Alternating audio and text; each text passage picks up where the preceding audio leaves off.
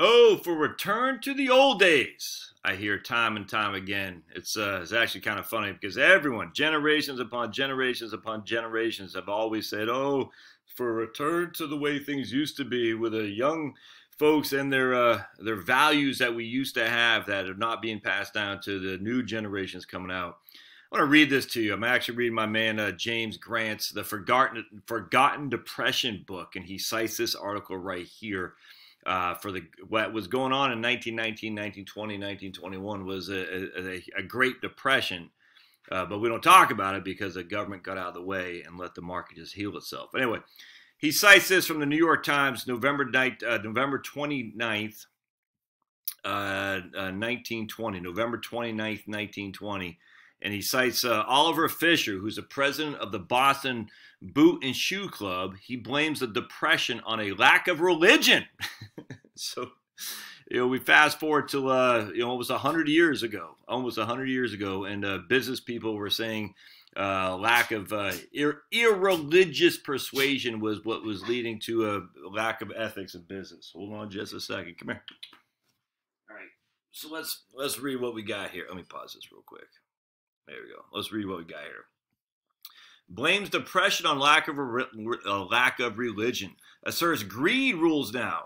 Shoe dealer urges Unitarians to spend their $3 million fund to promote religion. There's an international crisis attributable to a new disease, cancelitis, which has been spreading to every corner of the world. And until we see its effect in stagnation in business and the closing of mills, and we've seen its effect in the stagnation of business and the closing of our mills.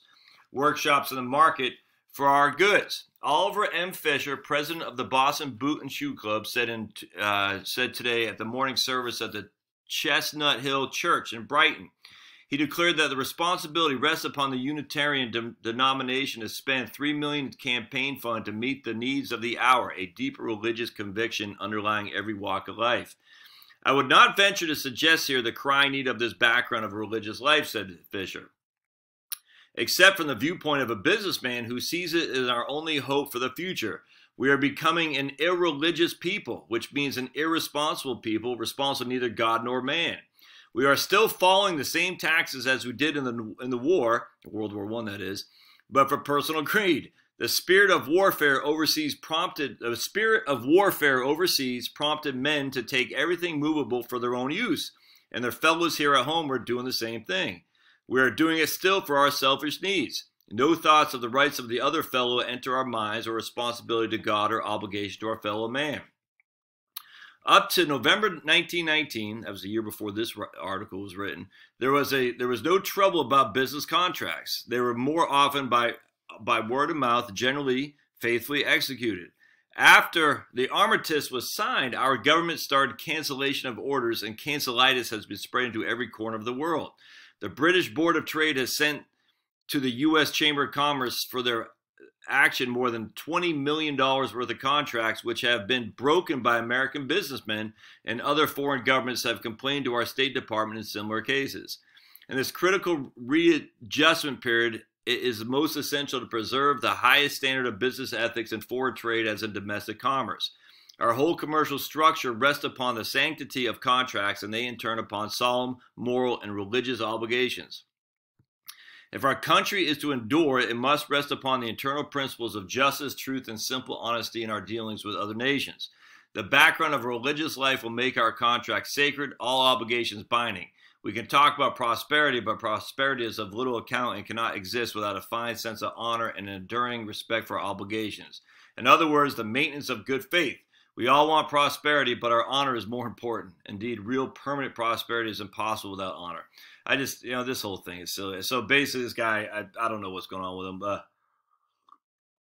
I don't know if he received funding from foreign interests who are saying, man, you got to tell the American businessmen to keep their orders. I don't know what's happening. I chuckle at this because at the end of the day, this guy says, I'm above the care of money, but I'm going to chastise you all for not caring about honor while I'm not getting paid. So essentially what's happening here is we see this all the time. You know, money doesn't mean anything to me if it's not with the honor, but yet he's saying to it, the whole thing is just silly. He's like, yeah, do you think there weren't contracts being canceled previous to 1919? But you didn't say anything because your contracts are being met. So now all of a sudden your contracts are being canceled and everybody else they're immoral other than me. They need to have a religious fervor. Anyway, these are the kind of the temperance movement, just, the politicking on behalf of God, just, I can't stand it. And as a Christian, man, don't do that, man. You don't politic on behalf of God. God doesn't need your politics. Let's just put it that way.